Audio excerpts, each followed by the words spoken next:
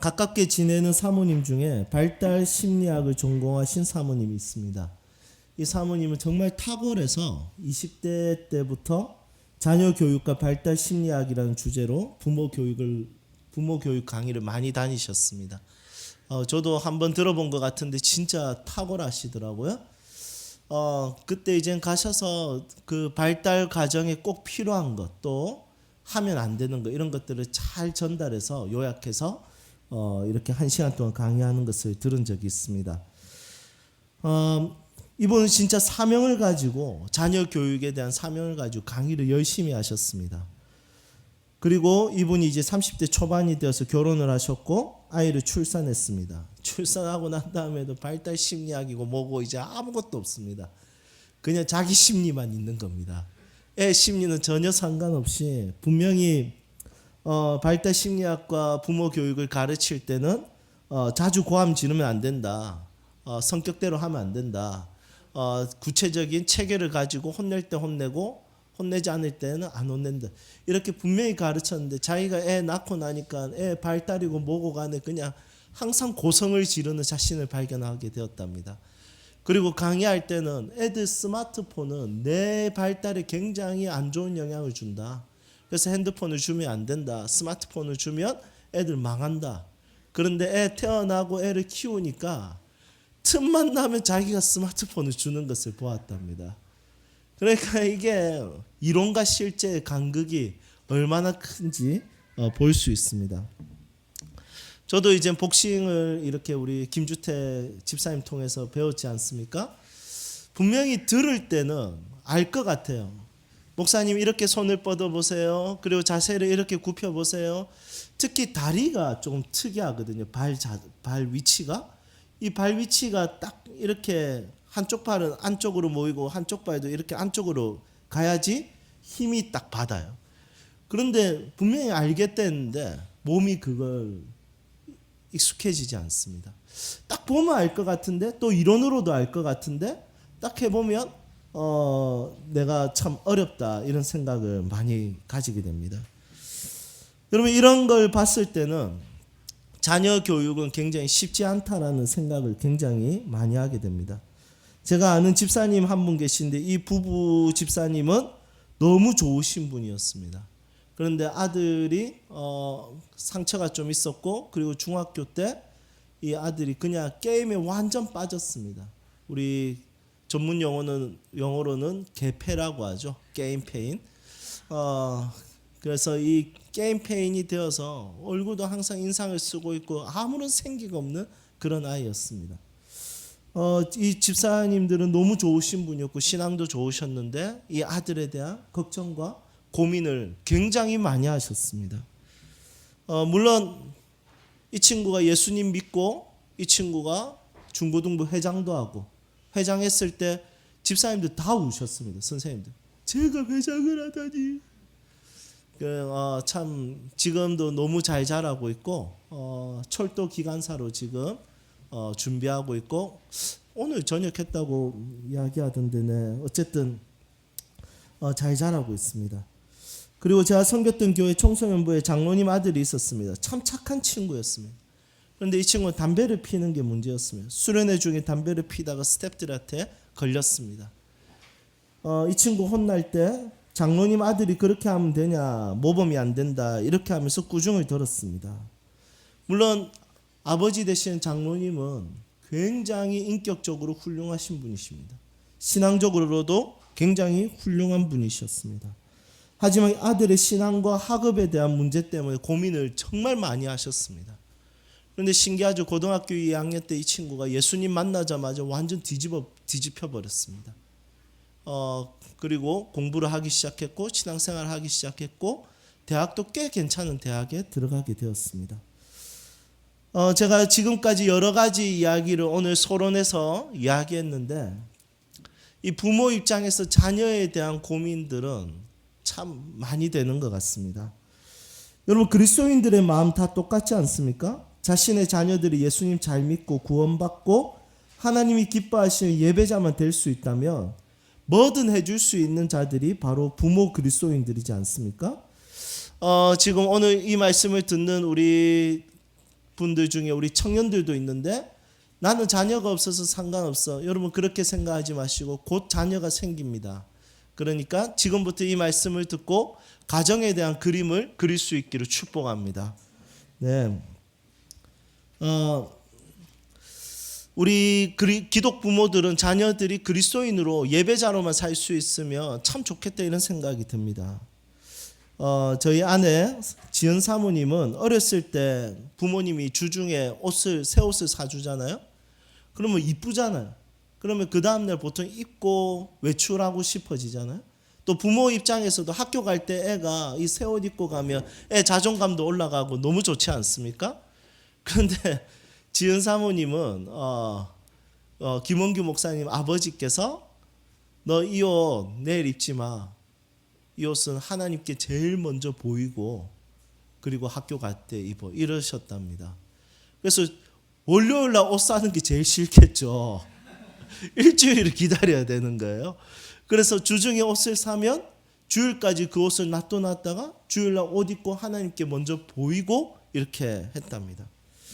우리 교회 청년 중에 한 형제는 어렸을 때부터 아버지에게 강요당한 것이 있습니다.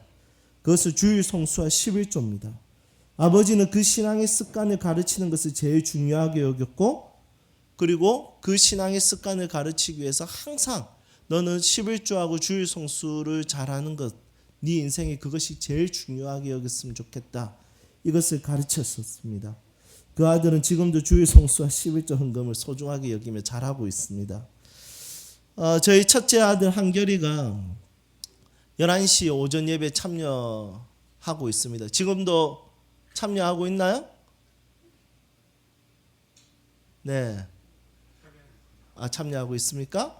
네. 목적은 다릅니다. 자기만의 목적. 한 번에 5,000원이라는 보상이 목적입니다. 하지만 5,000원, 한 달이면 2만 원, 5주째가 있는 날은 25,000원. 아이의 나이대는 너무 큰 돈입니다. 아깝지 않습니다.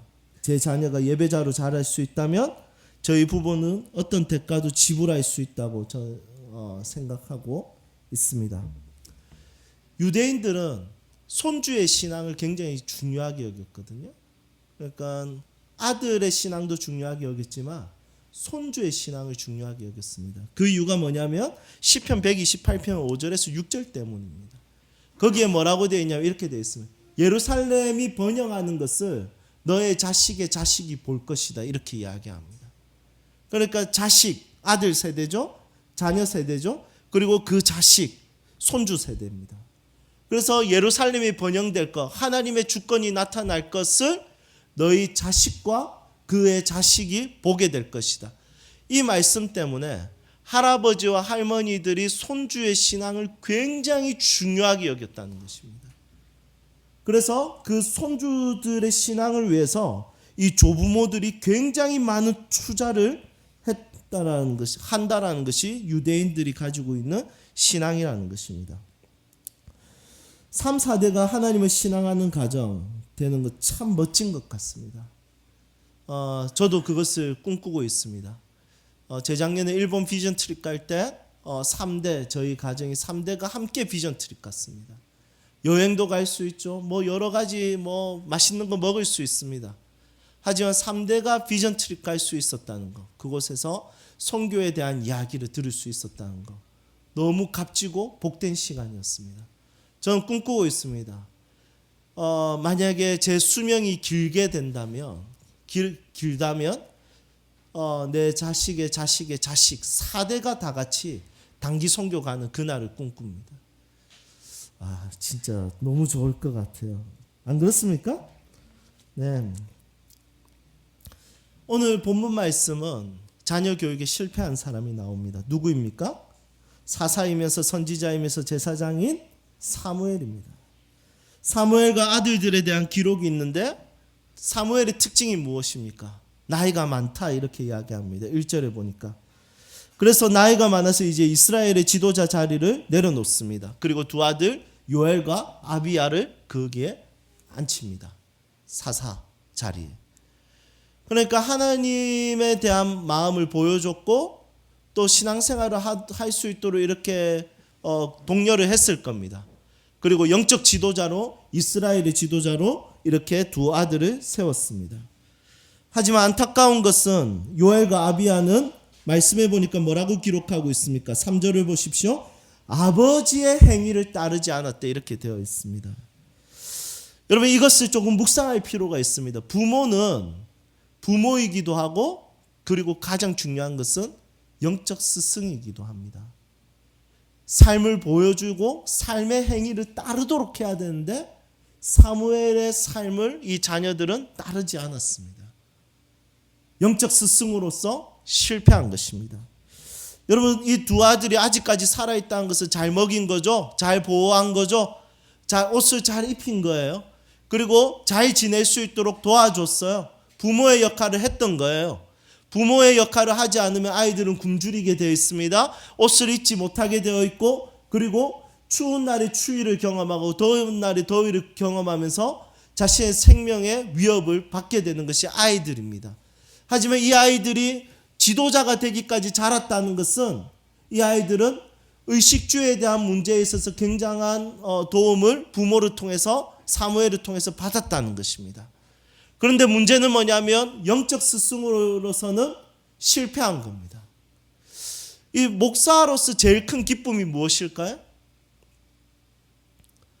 목사가 추구하고 있는 신앙에 대한 삶, 행위를 우리 성도들이 함께 이 행위를 따라 살면 좋겠다는 것이 목사의 자랑입니다. 그러니까 목사가 가지고 있는 부패한 모습 말고, 타락한 모습 말고, 목사가 가지고 있는 패션이나 목사가 가지고 있는 어떤 세속적인 것이나 이런 거 말고요, 목사가 가지고 있는 영적으로 추구하는 삶의 행위, 가치, 목사가 추구하는 단어의 워딩, 여러분, 이런 것들을 우리 성도들이 같이 이것을 할 수 있다면 목사로서는 큰 행복과 기쁨이 될 것 같습니다. 하지만 내 자녀도 그렇고 성도도 그렇고 사실은 이것이 쉽지 않다는 것을 알게 됩니다. 사무엘은 자녀를 키우는 일에 있어서는 보니까 장성하기까지 지금 키워졌는데 사무엘의 삶은 이 자녀들이 따라가지 않고 있다는 것을 보면서 안타까운 마음이 듭니다. 하지만 더 큰 문제, 삶을 따라가지 않을 정도가 아니라 더 큰 문제는 뭐냐면 죄를 짓는 것입니다. 어떤 죄를 짓습니까? 3절 우리 같이 한번 읽어보도록 하겠습니다. 함께 읽겠습니다. 그의 아들들이 자기 아버지의 행위를 따르지 아니하고 이익을 따라 뇌물을 받고 판결을 굽게 하니라. 아멘. 여러분, 사사의 역할은 뭐냐면 이 사사 자체가 재판장이라는 뜻입니다.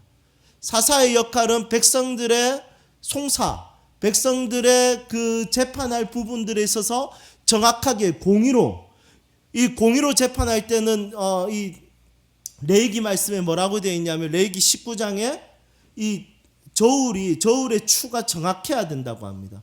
그러니까 가난한 자라고 해서 어드밴테이지를 주면 안 되고 부한 자라고 해서 더 악하게 여기면 안 되는 거죠. 여러분, 우리는 언더도그마 사상이 있는데 그게 뭐냐면 가난하고 힘들면 그 사람 더 거룩하다고 여기는 것입니다. 그렇지 않죠. 가난하다고 해서 거룩하지 않습니다. 그렇다고 해서 부하다고 해서 더 악한 것도 아닙니다.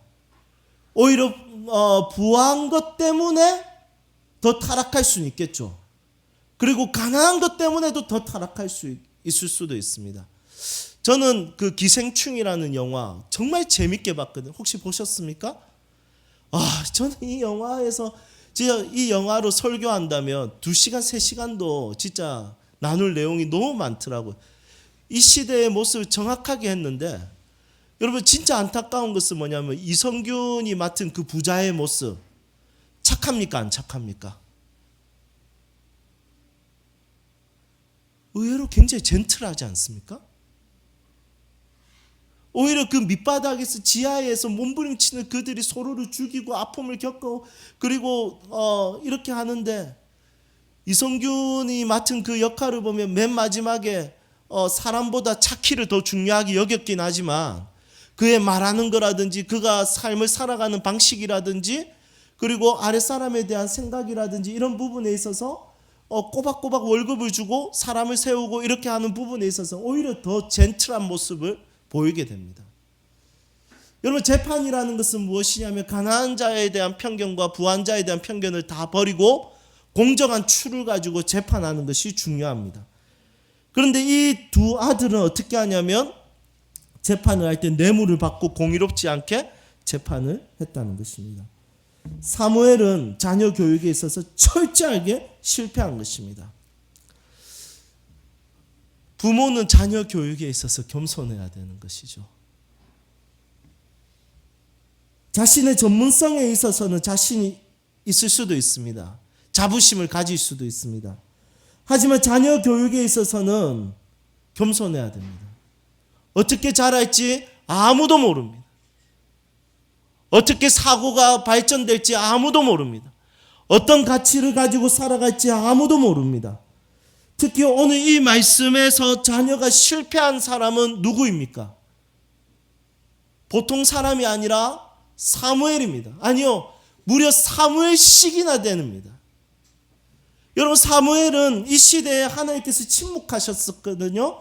그래서 사무엘서 초반에 보면 어떤 말씀이 있냐면 말씀이 희귀하더라 이렇게 되어 있습니다. 하나님이 침묵하고 있다는 거예요. 그런데 사무엘을 통해서 하나님께서 갑자기 막 말씀하기 시작하는 거예요. 침묵하는 하나님의 입술을 열게 한 것이 바로 사무엘이었던 거예요. 사무엘이 하나님께 반응했습니다. 그리고 사무엘을 통해서 블레셋과의 전쟁을 이기고 앞으로는 이제 왕을 세우는 일에 있어서 사무엘이 그 역할을 감당하게 되는 것입니다.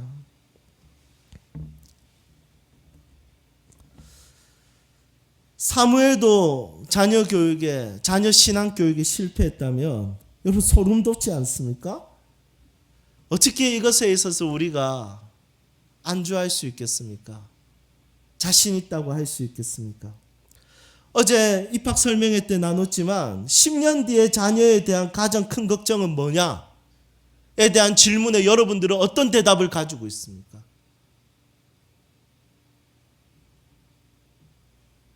우리 할아버지 할머니 입장으로 계신 분들은 내 자녀에 있어서, 나의 손주에 있어서 가장 큰 기쁨은 무엇입니까? 잘 먹고 잘 살 수 있을까? 10년 뒤에? 10년 뒤에 좋은 대학은 갈 수 있을까? 10년 뒤에 취업은 할 수 있을까? 결혼을 할 수 있을까? 이런 염려와 걱정이 가득할 수도 있습니다. 그런데 혹시 그런 고민해 보셨습니까? 10년 뒤에 내 자녀가 하나님을 부인하고 교회 가는 것을 죽는 것보다 싫어하고 하나님을 혐오하고 교회에 대해서 혐오하는 걱정과 염려를 해본 적이 있습니까? 저는 저희 교회를 섬기면서 우리 청년들이 너무 좋습니다. 진짜 저는 청년들 보면 정말 기쁩니다. 그런데 제 마음에 걱정이 무엇이냐면 10년 뒤에 과연 이 청년은 믿음의 가정들을 만들 수 있을까? 교회를 떠나지 않을 수 있을까? 왜냐하면 장애물들이 너무 많습니다. 이렇게 이쁘고 아름다운데 안 믿는 사람이 이 친구들 꼬셔가지고 안 믿는 사람과 결혼해가지고 교회 가는 것 때문에 찢고 뽑고 싸우다가 지쳐가지고 교회 안 가면 어떻게 하지? 그래서 이 친구들 결혼 잘해야 되겠다 싶어서 중매에 대해서 제가 앞장서려고 합니다. 사명을 가지도록 하겠습니다. 혹시 이 친구들이 교회를 섬기다가 아직 청년 때 심적으로 약할 수도 있는데 교회에 대한 상처 때문에 교회를 떠날까 봐 걱정이 됩니다. 아니면 개인의 삶에 찾아온 어려움으로 인해서 하나님과 교회를 떠날까 봐 또 걱정이 됩니다. 우리 청년들을 축복하고 싶습니다. 우리 청년들이 노년이 될 때까지 하나님을 끝까지 사랑하는 청년들이 되기를 주님의 이름으로 축복합니다. 오늘은 대림절 두 번째 주일입니다. 대림절은 예수님이 속히 다시 오시기를 간절히 기다리는 것을 표현하는 절기입니다. 그런데 질문하겠습니다. 예수님 언제 오시면 좋을까요? 속히 오셔도 될까요? 내 믿음은 괜찮을까요? 내 자녀의 믿음은 괜찮을까요? 내 부모의 믿음은 괜찮을까요? 우리 교회 청년들의 믿음은 지금 주님 다시 오셔도 괜찮을까요? 우리 집사님들의 믿음은 지금 주님 다시 오셔도 괜찮을까요?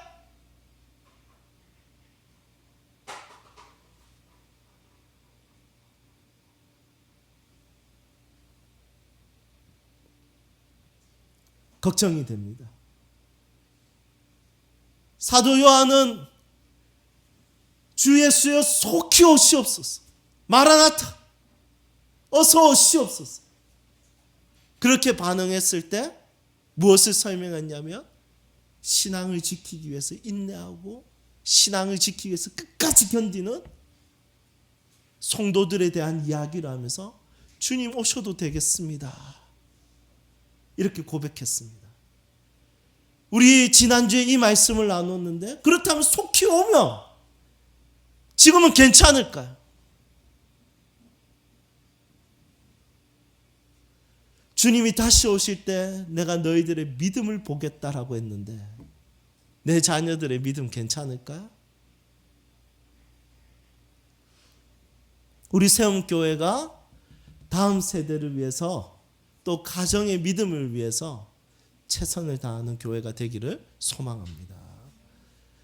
여러분, 10년 뒤에 여러분들이 하고 있는 걱정의 길을 바꾸십시오. 걱정의 이유를 바꾸십시오.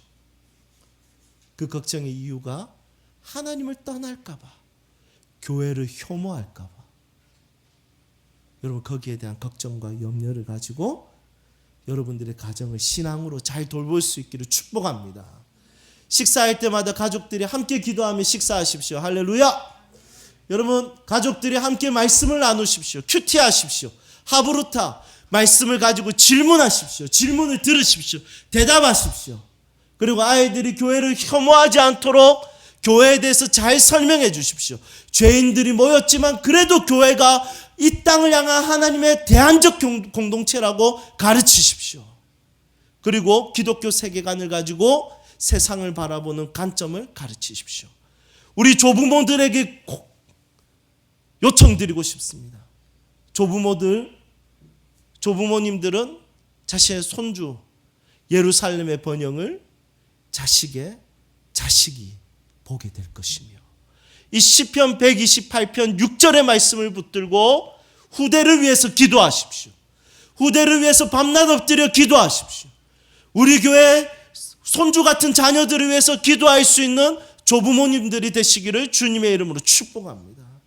자녀들이 부모의 눈물을 먹고 살고, 기도의 눈물을 먹고 살고, 그리고 조부모님들의 기도의 눈물을 먹고 살 수 있는 그런 교회와 각 가정이 되기를 예수 그리스도 안에서 축복합니다. 함께 찬양합시다.